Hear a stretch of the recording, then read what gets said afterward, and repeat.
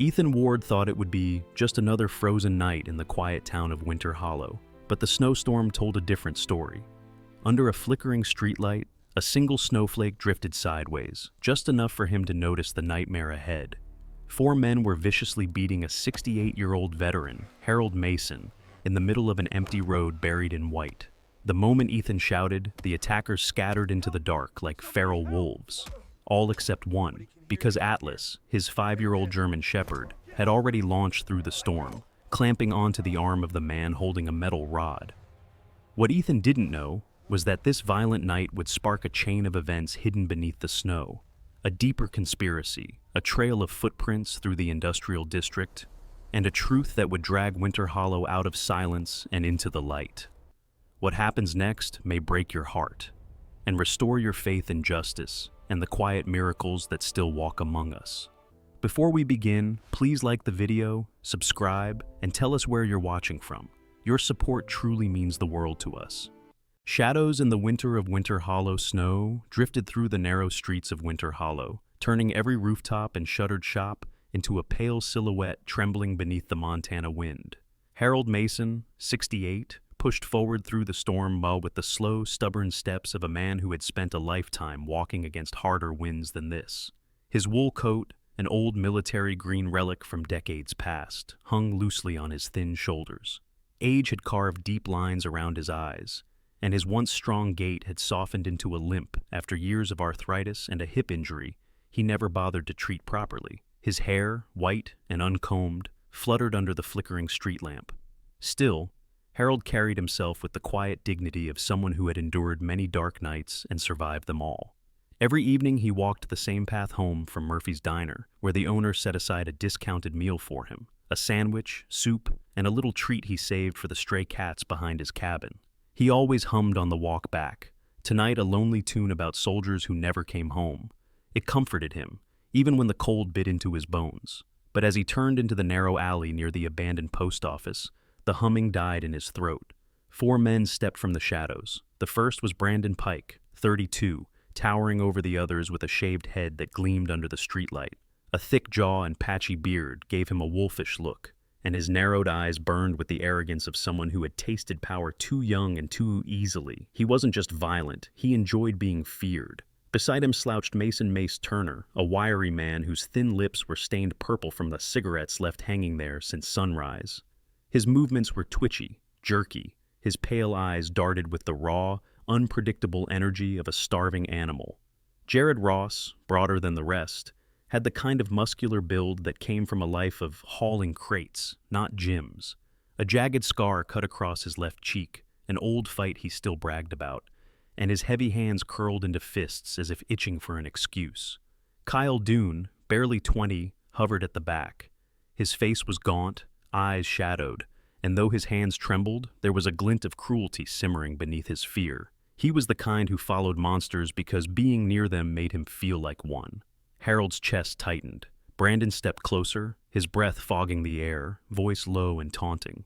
"Remember us, old man? The night you stuck your nose in our business? When we were teaching that bar kid a lesson?" Harold swallowed, steadying himself, though pain crept through his hip like fire. "You were hurting him," he said, voice hoarse but unwavering. "And you will not do that while I'm around." Brandon's smile spread, slow and poisonous. "That so?" The first punch hit Harold's ribs, knocking the air from his lungs. The second came from Jared, sending him stumbling backward. Mace grabbed his coat, ripping it open as Kyle kicked the back of Harold's leg, forcing him onto one knee. They surrounded him, raining blows with the vicious rhythm of men who thought no one was watching. Harold's vision blurred. He tasted blood. He clung to consciousness only because he refused to die in front of men who had never known real battle. His mind drifted, to his friends long gone, to the nights he fought in a different jungle, to promises he made to ghosts he still carried. Jared kicked him again. Brandon lifted an iron pipe, ready to swing it down. Harold braced for impact. Then, a sharp, low bark rolled through the alley. Not loud, not frantic, but commanding, like a line drawn in the snow by someone who would kill before letting it be crossed. At the far end of the street, through the veil of falling snow, a figure emerged, tall, broad-shouldered, moving with a deliberate calm that instantly unsettled the 4 attackers.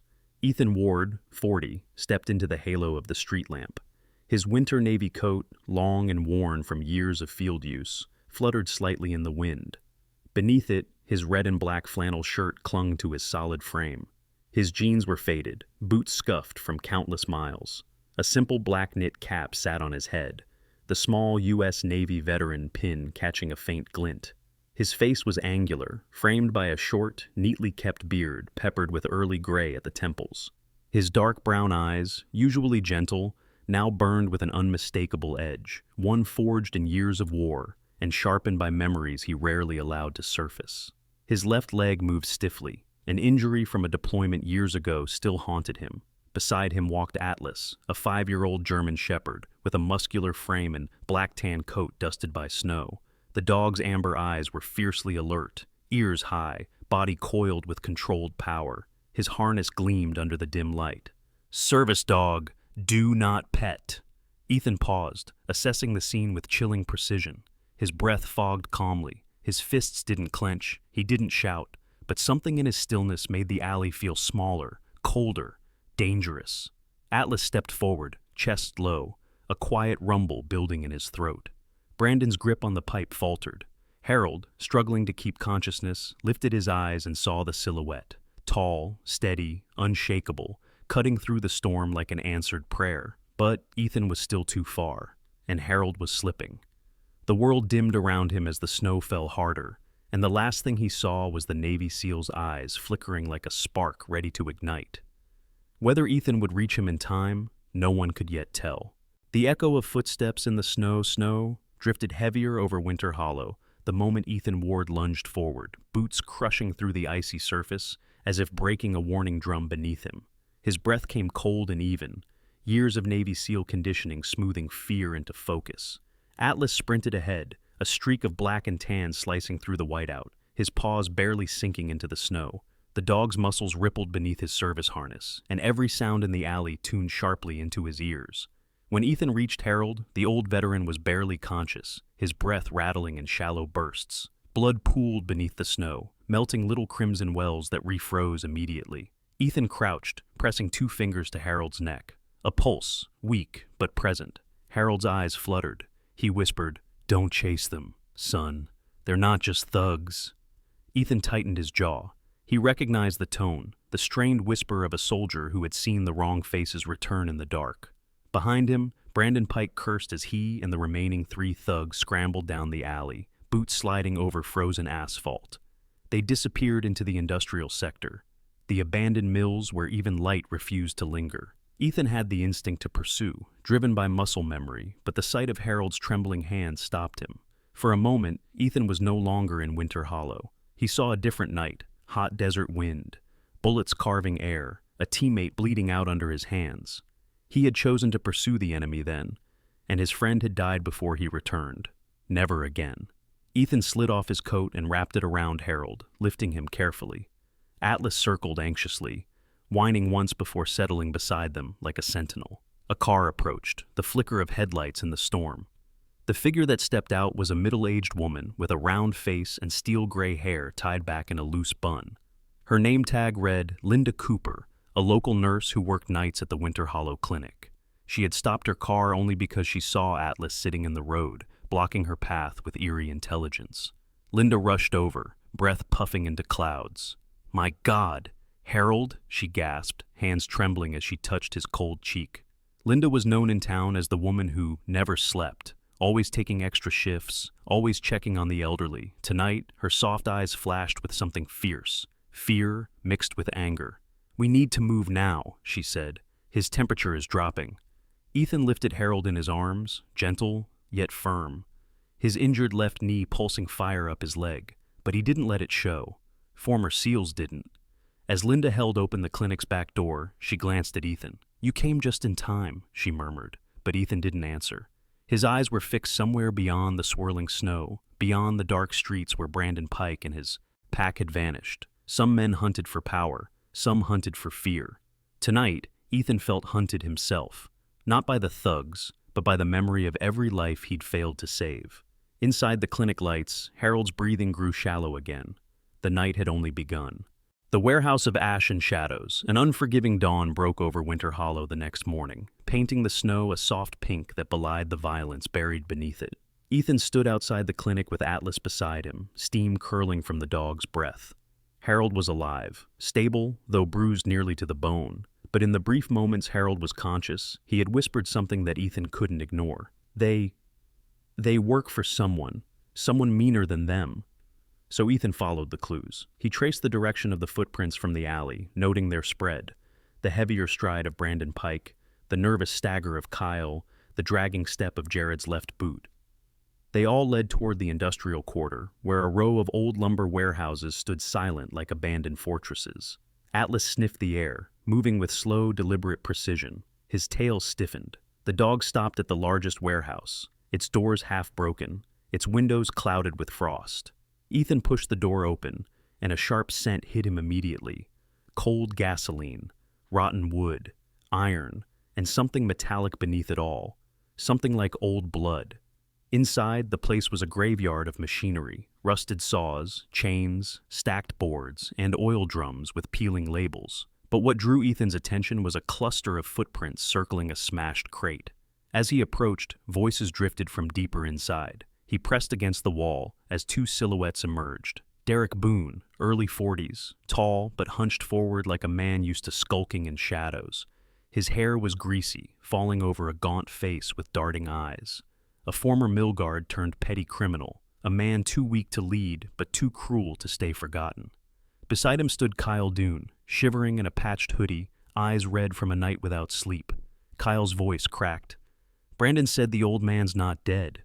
What do we do if he talks?" Derek lit a cigarette, smoke curling upward. "Then we finish the job, tonight." Ethan's jaw hardened.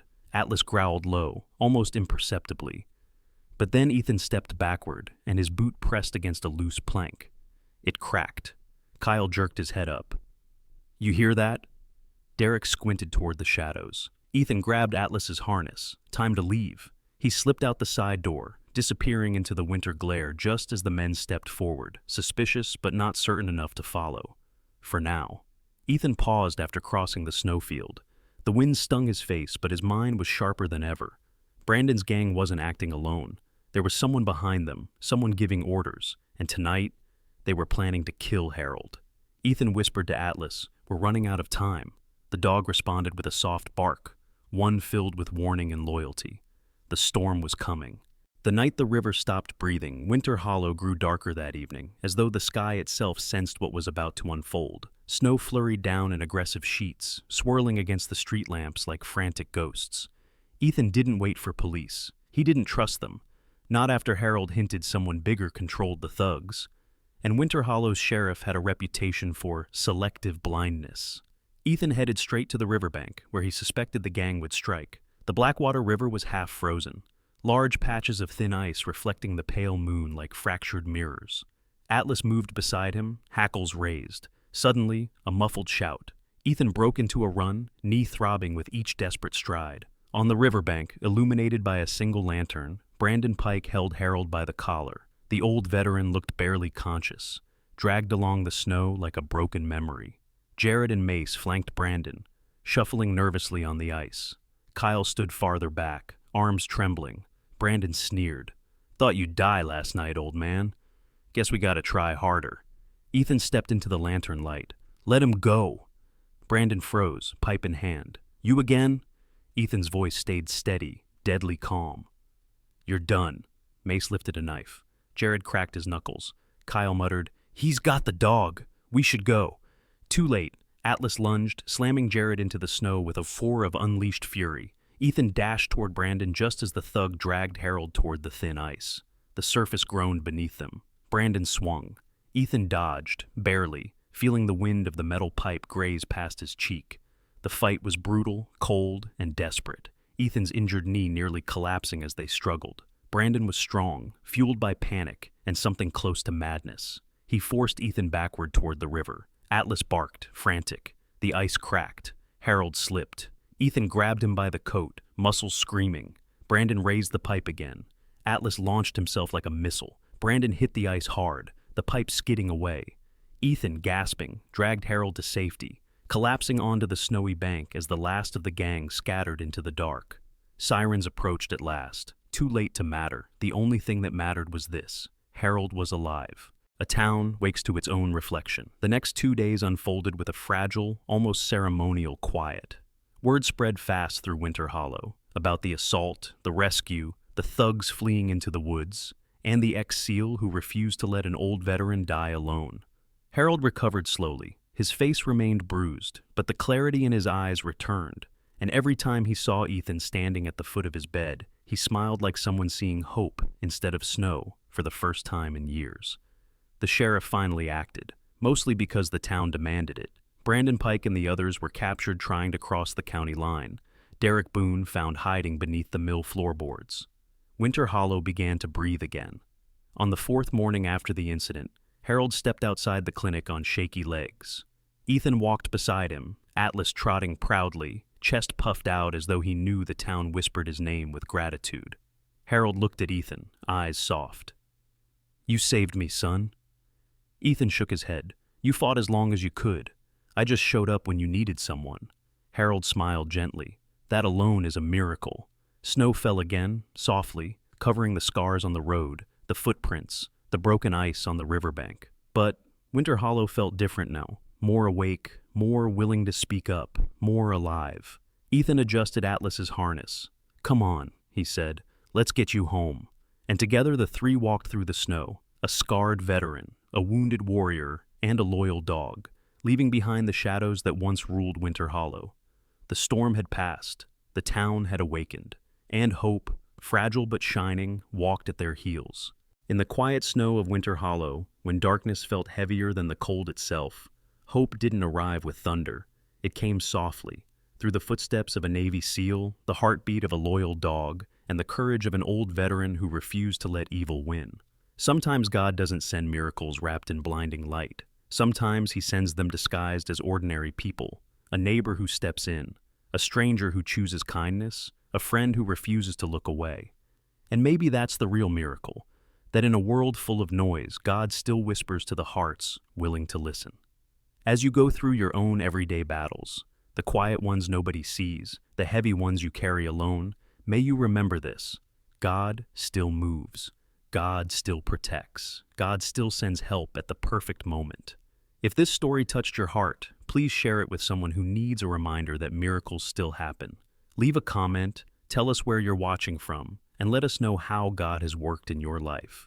And if you believe that he still watches over us, type Amen in the comments. Don't forget to like, subscribe, and turn on the notification bell so you never miss another story of hope, courage, and God's grace. May the Lord bless you, protect your family, direct your family, and guide your steps, today and always.